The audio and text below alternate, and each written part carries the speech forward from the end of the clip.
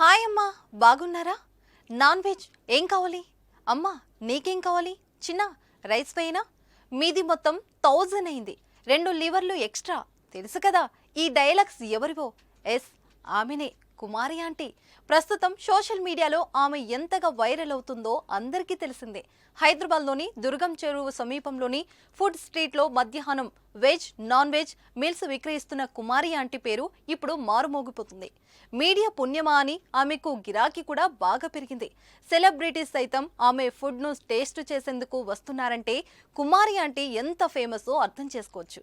అయితే ఇప్పుడు ఫేమే కుమారి ఆంటీని చిక్కుల్లోకి నెట్టేసింది. గజం కేవలం 4500 రూపాయలతో 165 గజాల భూమి కేవలం 8 లక్షలు మాత్రమే. విపరీతమైన పాపులారిటీ ఆమె వ్యాపారానికి అడ్డంకిగా మారింది. చాలా మంది ఆ ఫుడ్ స్టాల్ వద్ద గుమికూడుతున్నారు, వీడియోలు తీసుకునేందుకు ఎగబడుతున్నారు.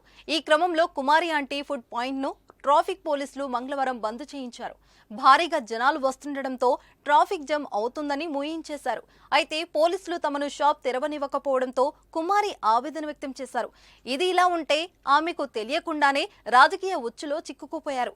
ఆమెను రాజకీయ ప్రయోజనాల కోసం ప్రధాన పార్టీలు వాడుకోవడం కూడా మొదలైపోయింది. ఓ ఇంటర్వ్యూలో ఆమె చెప్పిన మాటలు సోషల్ మీడియా వేదికగా పొలిటికల్ వార్కు తెరతీశాయి. ఇటీవల ఓ ఇంటర్వ్యూలో కుమారి ఆంటీ మాట్లాడుతూ తమ సొంతూరులో ఆస్తులేవి ఏమీ లేవని, ఊర్లో జగన్ ఇచ్చిన ఇల్లు మాత్రం ఉందని చెప్పారు. ఈ వ్యాఖ్యలే ఇప్పుడు పెద్ద దుమారాన్ని రేపుతున్నాయి. కుమారి ఆంటీ వ్యాఖ్యలను వైసీపీ తమకు అనుకూలంగా వాడుకుంటూ సోషల్ మీడియాలో ఓ పోస్టు చేసింది. సామాన్యులే నా స్టార్ క్యాంపెయినర్లు అని సీఎం జగన్ చెప్తే వెటకారం చేసిన పెత్తందారులకి దిమ్మ తిరిగిపోయేలా దాసరి సాయి కుమారి చేశారు.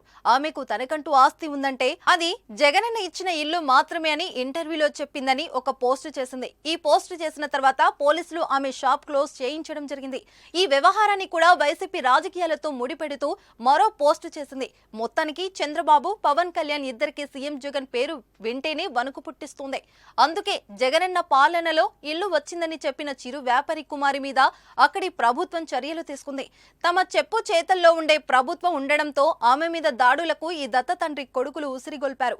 జగనన్న అభిమానిని చూసిన మీకు భయమని చెప్పడానికి ఈ ఒక్క పరిణామం చాలు అని మరో పోస్టు చేయడం చర్చనీయాంశమైంది. తన పని తాను చేసుకుంటూ కష్టపడి జీవనం సాగిస్తున్న ఓ మహిళను ఇలా రాజకీయాల కోసం వాడుకోవడం కరెక్ట్ కాదని వాదన వినిపిస్తోంది.